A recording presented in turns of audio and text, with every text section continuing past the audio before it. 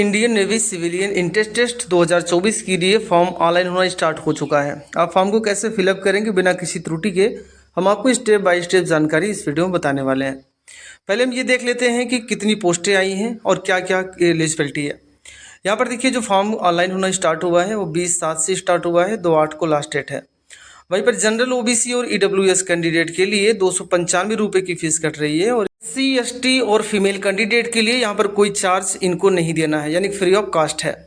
वहीं पे हम बात करें कि इनकी एज लिमिट की, तो अलग अलग एज लिमिट रखी गई है, जिसमें मैक्सिमम एज रखी गई है चार्जमैन, मैकेनिक और साइंटिफिक असिस्टेंट के लिए मैक्सिमम 27 साल एज रखी गई है। फायरमैन और फायर इंजन ड्राइवर के लिए, अदर पोस्ट के लिए यहाँ पर मैक्सिमम 25 साल की एज रखी गई है। हम बात करते हैं टोटल पोस्ट की, तो 741 पोस्टें हैं, जिसमें अलग अलग रखी गई हैं, जैसे कि मल्टीटास्किंग के लिए 16 पोस्टें हैं।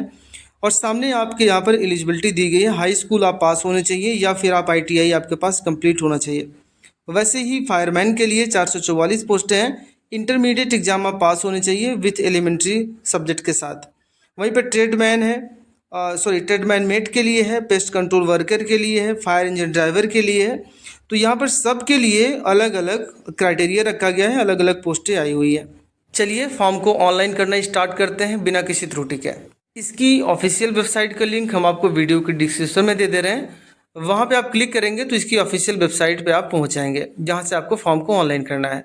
राइट साइड के कॉर्नर पर पीले पट्टी में रजिस्टर का ऑप्शन दिखाई दे रहा है, आप उस पर क्लिक कर दें। अब आपको ऑनलाइन करने के लिए 4 स्टेप से होकर गुजरना पड़ेगा। पहले तो आपको अपना रजिस्ट्रेशन करना होगा, ईमेल पर एक लिंक जाएगा, उसको वेरीफाई करेंगे, डेटा का सबमिशन करेंगे और पेमेंट करेंगे। अब यहाँ पर हम ईमेल ID और मोबाइल नंबर देंगे और कैप्चा कोड डालकर रजिस्टर के ऑप्शन पे क्लिक करेंगे और ओके करेंगे।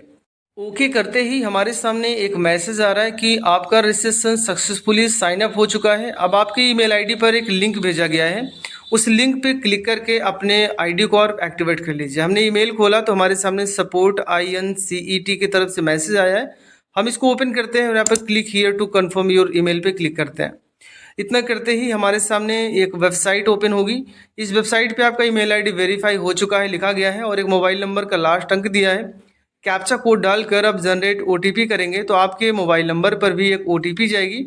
उस OTP को फिल करके आपको वेरीफाई करना होगा। चलिए मैं ये काम फटाफट से हम कंप्लीट कर लेते हैं। यहाँ पर OTP डालेंगे, फिर आपको एक पासवर्ड बनाना होगा। पासवर्ड का क्राइटेरिया आपको नीचे दिया गया है, जिसमें 8 कैरेक्टर से लेकर 20 कैरेक्टर के बीच में पासवर्ड आपका होना चाहिए, जिसमें आप एक capital letter, small letter, number और स्पेशल कैरेक्टर शामिल करेंगे। इतना करने के बाद आप कैप्चा कोड डालेंगे और सबमिट के ऑप्शन पर क्लिक कर देंगे। अब यहाँ पर हमने ओके किया, तब देखिए ज़रा हमारा वेरीफाई हो चुका है और पासवर्ड भी क्रिएट हो चुका है। जैसे हम ओके करेंगे आपको थोड़ा सा वेट करना है। तो अब देखिए जहाँ पर आपसे लॉगिन वाले ऑप्शन पे आ जाएंगे। यहाँ पर लॉगिन करने के लिए मोबाइल नंबर, ईमेल ID में से कुछ भी डाल दीजिए, जो पासवर्ड आपने बनाया उसको डालिए, कैप्चा कोड डालकर लॉगिन कर लीजिए। यहाँ पर फॉर्म को ऑनलाइन करने से पहले आप थोड़ा सा इंस्ट्रक्शन को रीड कर लीजिए। कह रहे हैं कि आप मल्टीपल पोस्ट के लिए ऑनलाइन कर सकते हैं, लेकिन सभी पोस्ट के लिए अलग अलग चार्ज आपको देना होगा।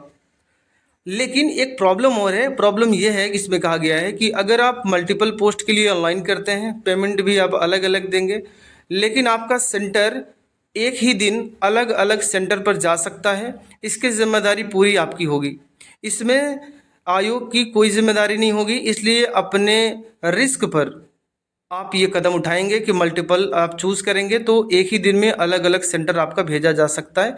तो जाहिर सी बात है कि एक ही समय में एक पेपर दे सकते हैं, एक ही समय में 2 जगह पर आप नहीं पहुंच सकते। इस बात का आप विशेष ध्यान रखेंगे, इसलिए मैं आपको रिकमेंड करूंगा कि एक ही पोस्ट अप्लाई करें। अब यहाँ पर देखिए अवेलेबल दिया गया है ग्रुप B, जो कि नॉन गैजेटेड है। तो यहाँ पर दिया गया है कौन कौन सी पोस्ट इसमें है, अब इसको देख लें। जैसे कि चार्जमैन है, और यहाँ पर चार्जमैन फैक्ट्री के लिए है, साइंटिफिक असिस्टेंट के लिए है और चार्जमैन मैकेनिक का है। वहीं पर ग्रुप C में कौन कौन से पद शामिल हैं, ट्रेडमैन मेट का है, डॉट्समैन है, फायरमैन है, फायर इंजन ड्राइवर है, पेस्ट कंट्रोल वर्कर है और मल्टीटास्किंग है। तो यहाँ पर हम जो फॉर्म को फिलअप करने वाले हैं वो हम मल्टीटास्किंग स्टाफ यानी कि मिनिस्ट्रियल के लिए करने वाले हैं। तो हम यहाँ पर अप्लाई के ऑप्शन पे हम क्लिक करेंगे। अप्लाई के ऑप्शन पे क्लिक करते ही हमारे सामने एक फॉर्म ओपन हो जाएगा। यहाँ पर हमसे पूछा जा रहा है कि क्या आपके पास मैट्रिकुलेशन अथवा इक्विवेलेंट इंडस्ट्रियल टेक्नीशियन ITI पास हैं आप। तो यहाँ पर मुझे आई हरबी पे करना है और सेव कर देना है। और जैसे हम ओके करेंगे तो हमें अगले पेज पर लेकर जाएगा, जहाँ पर हमारा हमसे डेटा पूछा जा रहा है कि क्या आपके पास आधार कार्ड है, तो इसमें यस करिएगा। फिर सामने आपको आधार कार्ड नंबर डालना है, फिर कन्फर्म आधार नंबर कर देना है। आगे बढ़ेंगे जहाँ पर आपका सैल्यूटेशन पूछा गया है। अगर आप पुरुष हैं तो श्री, अगर आप महिला हैं तो एसएमटी चूज़ करेंगे, अगर आप महिला हैं और शादी नहीं हुई तो आप कुमारी चूज़ करेंगे। यहाँ पर फर्स्ट नेम डालेंगे, फर्स्ट नेम को कंफर्म करेंगे, मिडिल नेम और मिडिल नेम को कंफर्म करेंगे, लास्ट नेम और लास्ट नेम को कंफर्म करेंगे। अगर आपका एक ही नाम है तो फर्स्ट नाम में डालकर कंफर्म नाम करके आगे बढ़ जाइएगा। अब यहाँ पर अगर आपका दो नाम है तो पहले में डालेंगे और लास्ट में डाल दीजिएगा, बीच वाले को आप छोड़ देंगे। जेंडर आप कंफर्म करेंगे। पूछा जा रहा है सामने कि क्या आपका कोई नाम भी चेंज है, तो आप इसमें नो कर देंगे। मैरिटल स्टेटस में आप जाएंगे तो यहाँ पर आपको चूज़ करना पड़ेगा कि आपकी शादी हुई है तो मैरिज, अनमैरिज, डिवोर्स या विडो क्या है वो कंफर्म करेंगे। फिर यहाँ पर अपने फादर का नाम, फिर उसके नीचे फादर का नाम कंफर्म करेंगे, मदर नेम डालेंगे, मदर नेम को कंफर्म करेंगे। आगे बढ़ जाइएगा जहाँ पर आपकी कैटेगरी पूछी जा रही, तो कैटेगरी में आप क्या हैं, general, OBC, EWS, SC, ST हैं, तो वो आपको यहाँ पर देना होगा। जैसे ओबीसी कैंडिडेट है तो यहाँ पर इनको अपलोड कैटेगरी सर्टिफिकेट भी देना होगा और यहाँ पर इनको ओबीसी डिक्लेरेशन भी देना होगा। ध्यान रखेंगे कि अपलोड जो सर्टिफिकेट होगा सेंट्रल गवर्नमेंट के द्वारा जो कास्ट सर्टिफिकेट जारी किया जाता है उसको अपलोड करेंगे। ओबीसी डिक्लेरेशन के लिए वीडियो को डिस्क्रिप्शन में लिंक दे देंगे, ये पीडीएफ, इसको आप प्रिंट करके फिल करके और जहाँ पर सिग्नेचर ऑफ कैंडिडेट है सिग्नेचर करके आप इसको अपलोड करेंगे। ठीक है, चलिए हम आगे बढ़ते हैं। अब यहाँ पर आगे बढ़ने के बाद आप अपनी कैटेगरी को कंफर्म करेंगे। जैसे ओबीसी हैं तो कंफर्म कर लीजिए। पूछा जा रहा है कि are you personal disable candidate, अगर आप हैंडीकेपेड हैं तो यस, अन्यथा आप नो करेंगे। एक्स सर्विस मैन है आप इस पर नो करेंगे। क्या आप डिसेबल कैंडिडेट हैं सर्विस पर्सनल के लिए, तो आप इसमें नो कर दें।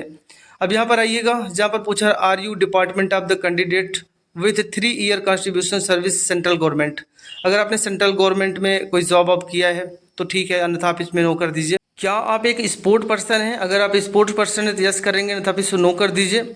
यहाँ पर आपसे डेट ऑफ बर्थ आपका मांगा जा रहा है तो डेट ऑफ बर्थ को आप फिल करेंगे अपने हाई स्कूल मार्कशीट के अनुसार। तो यहाँ पर आप क्लिक करेंगे तो पहले अपना ईयर चूज़ करेंगे, फिर मंथ आप चूज़ करेंगे, फिर आप डेट को चूज़ करके कंफर्म कर लेंगे। अब यहाँ पर आपको अपलोड भी करना होगा डेटा, जैसे कि हाई स्कूल की मार्कशीट आप अपलोड कर सकते हैं या बर्थ सर्टिफिकेट है उसको आप अपलोड कर सकते हैं। इसकी साइज़ की बात करें तो 50 KB से लेकर 200 KB के बीच में PDF में आप इसको अपलोड करेंगे। आगे बढ़ जाइएगा जहाँ पर आपको फ़ोटो अपलोड करनी है। फ़ोटो अपलोड करते समय आपको ध्यान रखना है पीछे का बैकग्राउंड आपका वाइट होना चाहिए, कलर फ़ोटो होनी चाहिए और आपकी आंखें बिल्कुल सामने दिखनी चाहिए, कान भी दोनों दिखने चाहिए। इस प्रकार की फ़ोटो अपलोड करेंगे। और सिग्नेचर अपलोड करते समय आपको ध्यान रखना है कि ब्लैक पेन से आप एक वाइट पेपर पर साइन करेंगे और बिल्कुल अच्छी तरह से फ़ोटो लेकर स्कैन करके अपलोड करेंगे। के ऑप्शन पे क्लिक करेंगे और ओके करेंगे तो हमारा डेटा यहाँ पर सेव हो चुका है। अब यहाँ पर आपको नेशनलिटी अपनी कंफर्म कर लेनी है, नेशनल ऑफ इंडिया। फिर आपका रिलीजियस यानी धर्म आपका क्या है, हिंदू है तो हिंदू चूज़ करेंगे।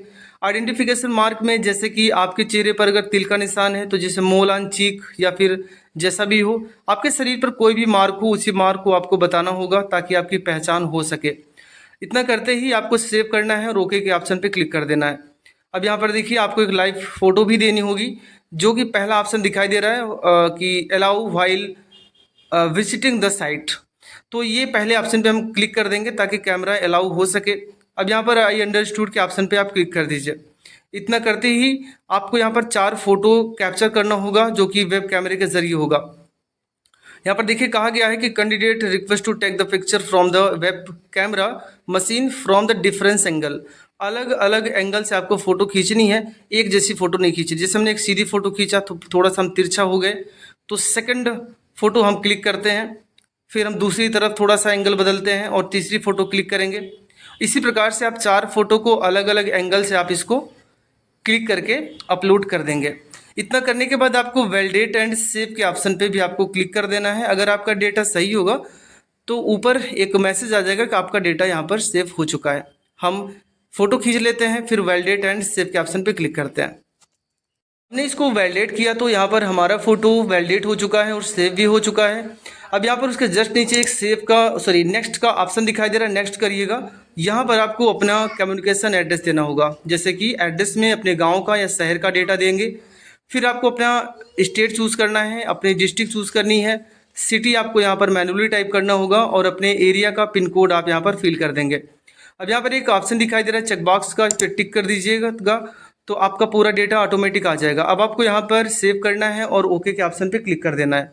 इतना करते ही आपका डेटा सेव हो चुका है। यहाँ पर essential qualification of the selected post, तो आप इसमें यस कर दीजिए और आप इसको सेव कर दीजिए। अब आप थोड़ा सा स्क्रॉल करके नीचे की तरफ जाइए, जहाँ पर आपको हाई स्कूल का डेटा देना होगा। जैसे आपने अगर ITI किया तो ITI, अगर आपने हाई स्कूल कर रखा है तो पहला चूज़ करिएगा।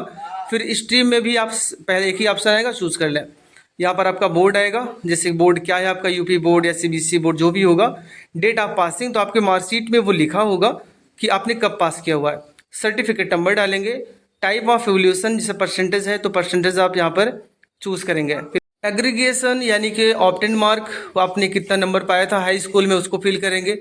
मैक्सिमम मार्क, पूर्णांक कितना था वो डालेंगे और तो परसेंटेज ऑटोमेटिक आ जाएगा। यहाँ पर क्लास या ग्रेड लिखा गया है, जैसे आप फर्स्ट डिवीजन पास है तो फर्स्ट लिखेंगे, सेकंड डिवीजन पास सेकंड लिखेंगे। अब आपको यहाँ पर चूज़ फाइल करके आपको हाई स्कूल की मार्कशीट यहाँ पर आपको अपलोड करनी होगी। इतना करते ही अब आप थोड़ा सा स्क्रॉल करके जाइए, यहाँ पर देखें आपका हाई स्कूल का डेटा यहाँ पर दिखाई देगा। आपके पास कोई और क्वालिफिकेशन है तो फिल करिएगा, अन्यथा आप सेव एंड प्रोसीड के ऑप्शन पे क्लिक कर दें।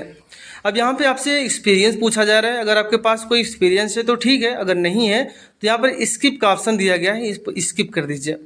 ठीक है ना, हम इसको स्किप करते हैं क्योंकि हमारे पास कोई भी एक्सपीरियंस नहीं है। अब यहाँ पर आपका एग्जामिनेशन सिटी पूछा गया है, तो आप कहाँ कहाँ पर एग्ज़ाम देना चाहते हैं, तो अपने नज़दीक जो भी हो आप उनको चूज़ कर लें।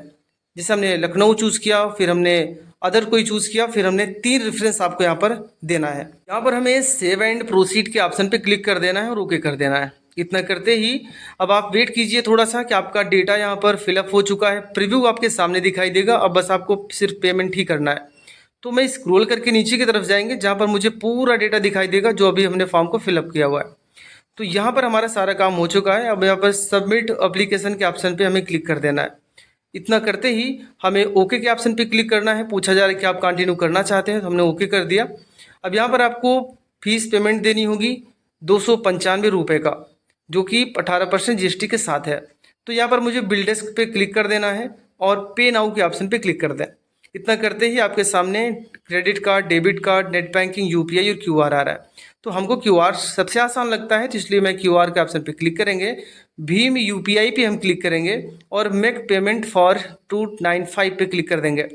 अब आपके सामने QR कोड आ चुका है। अपने गूगल पे, फ़ोन पे या पेटीएम जो भी आप चलाते हैं उसके स्कैन करिए और पेमेंट कर दीजिए। आपके रिसीविंग आपके सामने आ जाएगी। हमने फॉर्म को फिलअप करना बता दिया है, पेमेंट हमने नहीं कटाया है। तो अगर कोई दिक्कत है तो मुझे कमेंट बॉक्स में ज़रूर बताएं। चैनल को सब्सक्राइब जरूर करें।